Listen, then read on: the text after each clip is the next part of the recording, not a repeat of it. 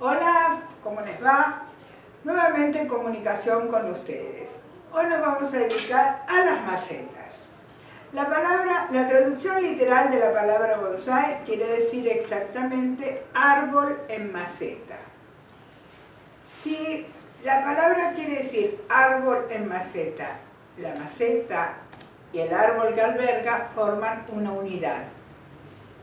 La maceta sería como el marco de un cuadro. Y sería una pena que cuando uno ya tiene un bonsái bien formado, consiguió la ramificación que deseaba, el tamaño de las hojas reducido, arruinar el efecto estético colocándolo en una maceta que no corresponde. Las macetas de bonsái tienen una larga tradición.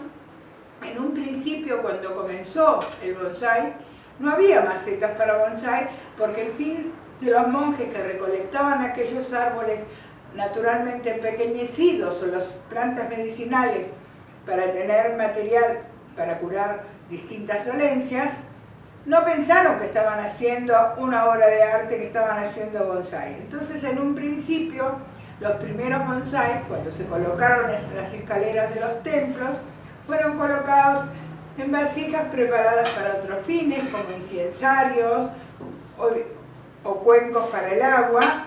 Ese fue el principio de las macetas de bonsái. En los siglos V, entre 4 y 5, aparecen las primeras macetas de bonsái en Japón. Provenían de la China. Las macetas en un principio comenzaron a hacerse en el horno Anagama, que es un horno de túnel cavado en la montaña, que una vez que se cargó, se prendió el fuego, es un horno que funciona a leña, se tapona hasta que tanto finalice la cocción.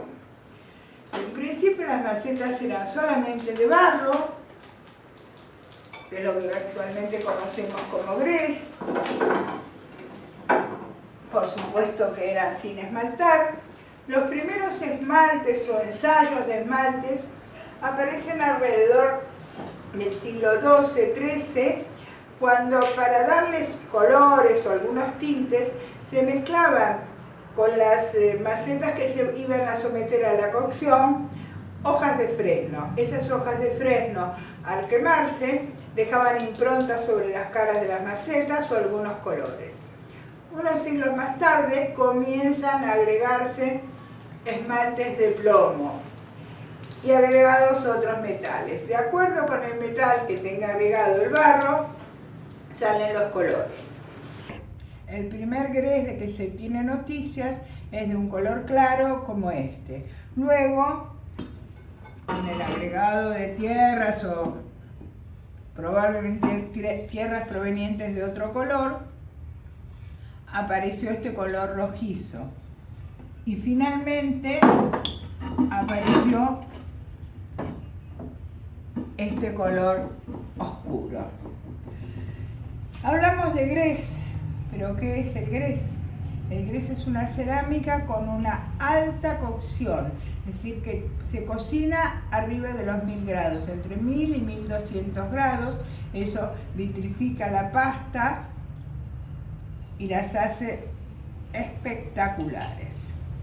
Personalmente me encantan las macetas de grés, y aunque sean sin esmaltar, a veces combinan muy bien con árboles caducifolios también, porque dentro de los grés hay diferentes terminaciones, con un pulido más acabado, con una textura más fina, lo que da como resultado una maceta muy elegante visualmente. Las macetas podemos dividirlas en dos grandes grupos. Por su material, también podemos clasificarlas por sus formas. Por su material vamos a tener macetas de grés, y estas macetas pueden estar mates o esmaltadas. Depende la planta que albergue, elegiremos la maceta mate o esmaltada. Además de estas características, vamos a ir viendo cuáles son las principales características. También hay grés verde, Esta es una maceta muy linda, muy elegante. Después vamos a hablar de las patas. Y aunque sucia, tenemos una maceta de grés de color gris. Es una tonalidad muy linda y combina muy bien con la mayoría de los árboles.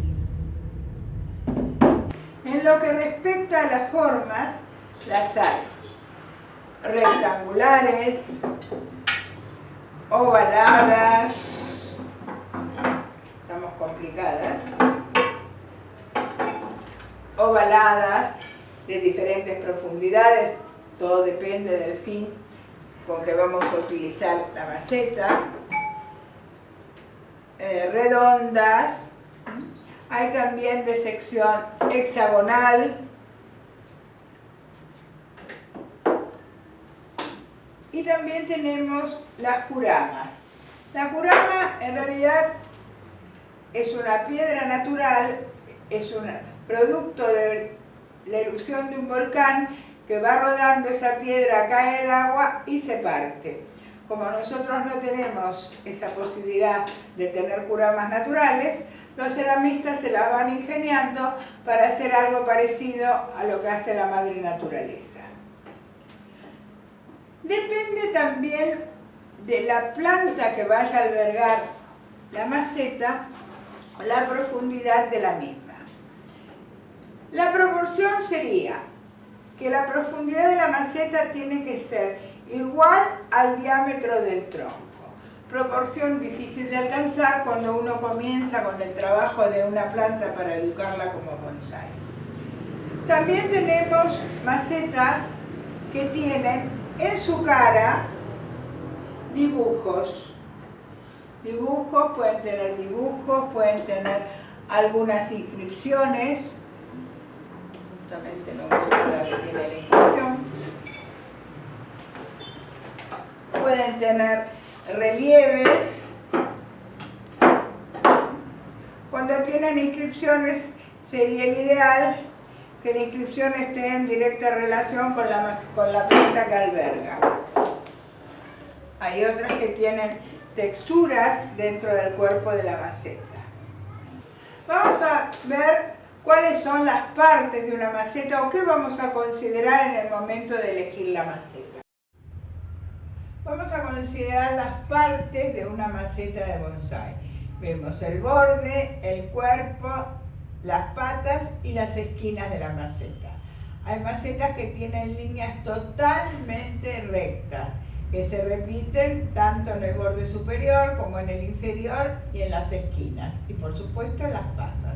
Hay otras macetas que tienen un borde superior sobresalido, como si fuera un labio, patas en forma de pie de nube, y pueden o no tener dentro del cuerpo de la maceta un bajo relieve o un borde que imita las formas.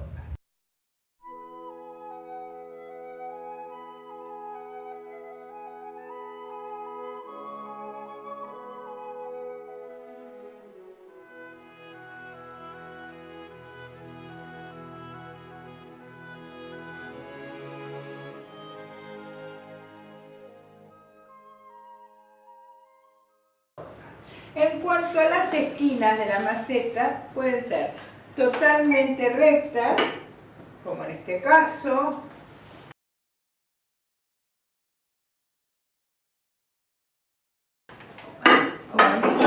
también, que tanto el borde superior como la esquina son totalmente rectas y las patas también rectas. Esta es una macetita muy linda, una maceta japonesa, una maceta de autor. Está el sello en la parte inferior de la misma y el color es lo que se llama un verde celadón.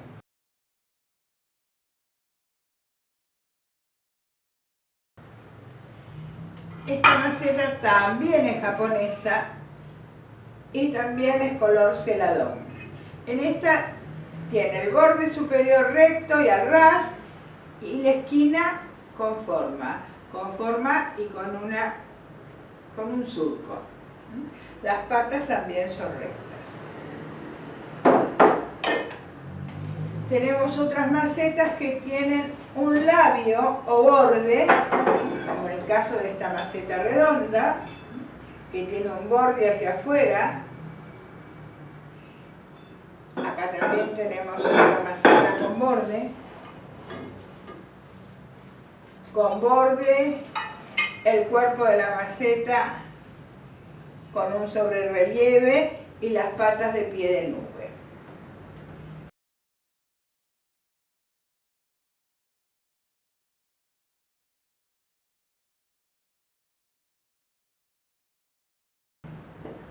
En cuanto a las cascadas y las semicascadas, necesitamos macetas profundas. La maceta puede ser esmaltada, como en este caso, con líneas totalmente rectas. Esta también es una maceta de autor. Una bellísima maceta, patas rectas, y también es una maceta de grés esmaltada.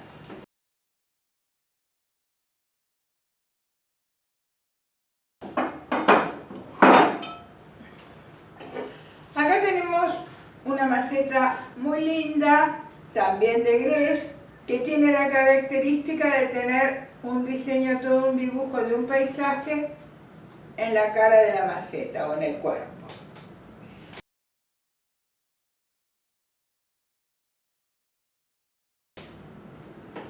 Acá tenemos también una muy linda macetita de cascada, con texturas y diferentes colores de grés. Y la característica de las patas, no tiene patas separadas, sino están dentro del cuerpo de la maceta, recortadas. Acá tenemos otra hermosa maceta de semicascada. Esta también es una maceta de autor. Esta es una maceta hecha acá en Argentina.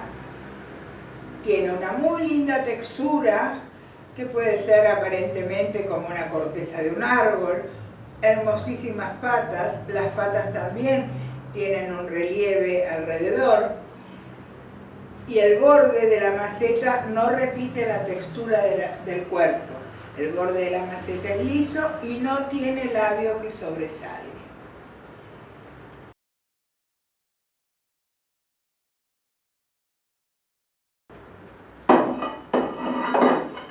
Ya hablamos un poco de patas, y hay patas, vimos que hay patas rectas, patas pie de nube, y siempre hay alguna excepción en las patas. Esta es una exquisita maceta taiwanesa que tiene estas patitas diferentes.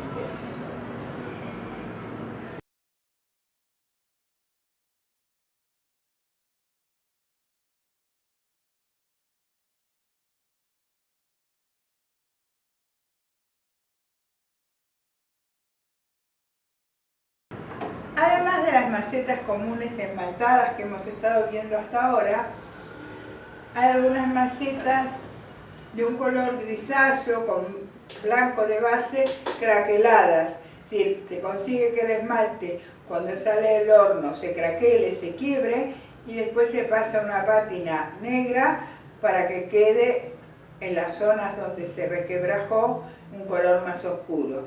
Es una linda maceta. Esta es muy chiquita, muy vieja, pero siempre conviene tener macetas. Con respecto a la profundidad de las macetas para bosques o paisajes suelen ser muy planas. Acá tenemos una hermosa maceta azul cobalto.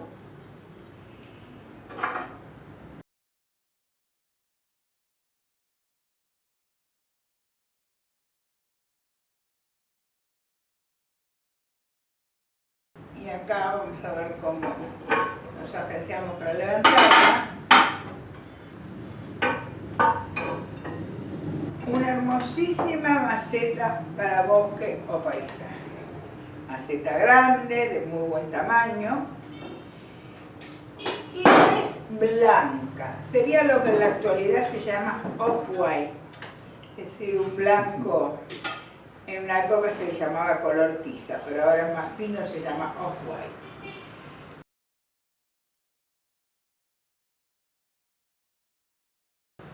A mí, en lo personal, no me gustan las macetas blancas ni las macetas amarillas, pero en la actualidad, en el bonsái moderno, se ve mucha variedad, tanto en los colores de las macetas como en la forma. Como yo soy una señora entrada en años, me gustan las cosas tradicionales. Vamos a ver también algunas curamas. Estas son unas lindísimas curamitas hechas con resina y piedra. Me las regaló Marcelo Michelotti. Son hechas en Italia. Muy lindas, muy bonitas porque están realmente con el aspecto que tiene una curama natural.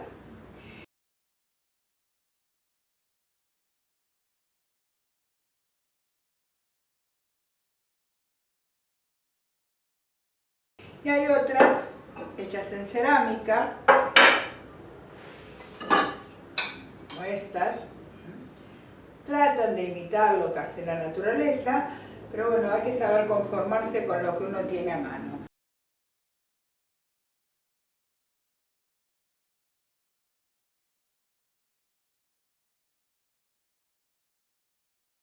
Todos inspiramos por la maceta ideal, la maceta antigua, la maceta importada del Japón, de la China, de Corea, pero siempre es preferible usar una maceta de fabricación nacional, aunque no sea la maceta ideal, antes que tener la planta en un recipiente de plástico o en un colador, o en una maceta de barro común. Para el entrenamiento del bonsái podemos usar cualquier cosa, lo que más nos guste, lo que nos resulte más práctico, o lo que nos produzca un crecimiento, o creemos que nos produce un crecimiento más rápido de la planta. Muchos dicen que utilizar una maceta de madera acelera el crecimiento de la planta. Otros preconizan el uso del colador. Y en definitiva, cada uno utiliza el recipiente, el mejor recipiente que va a utilizar en última instancia es el que tiene a mano. Todos soñamos con tener nuestra planta en la mejor maceta, en la maceta que más se adecue. Pero hay que vivir de acuerdo con la realidad. Un detalle del que no hablamos todavía es de los agujeros de drenaje. Las macetas japonesas suelen tener agujeros de drenaje de diferentes formas. Esta tiene un agujero de drenaje suficientemente grande, dos agujeros de forma oblonga, dos agujeros redondos. Hay otras macetas que además de tener los agujeros de drenaje, también tienen agujeros para pasar el alambre con que atamos la planta.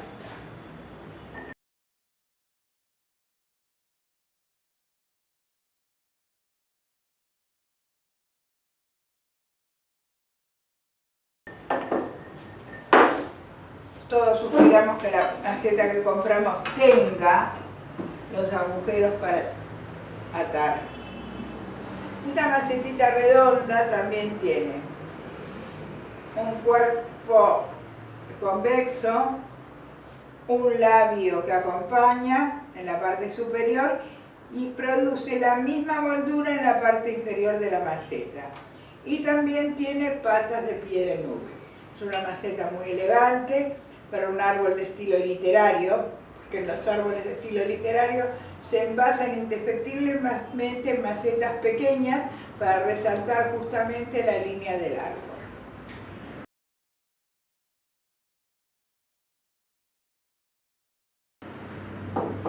También hay algunas macetas que tienen mayor cantidad de textura en el cuerpo de la misma maceta. Este tiene, evidentemente este tuvo un baño de algún óxido en la parte superior y después dentro del mismo torno le fueron retirando parte para que se viera la diferencia entre el óxido y el grés que tiene de fondo.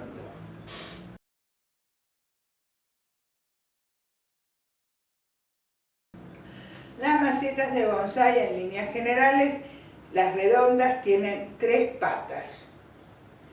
Hay algún desacatado que las hace 4, pero lo clásico es que tengan 3 patas. ¿Qué planta o qué árbol armoniza mejor con cada maceta? Para las coníferas y las plantas de aspecto fuerte masculino se utilizan indefectiblemente macetas de grés. Macetas de grés sin esmaltar, porque eso acompaña el carácter de la planta. En cambio, para las plantas que producen flores y frutos o que poseen un follaje claro, armonizan muy bien las macetas esmaltadas. Por ejemplo, los manzanos armonizan maravillosamente con las macetas azul cobalto. También armonizaría bien con una maceta verde celadón. Vamos a acompañar al final del video un gráfico donde tienen qué tipo de maceta y qué colores va con cada estilo de planta. En general, en Latinoamérica no tenemos grandes productores de macetas.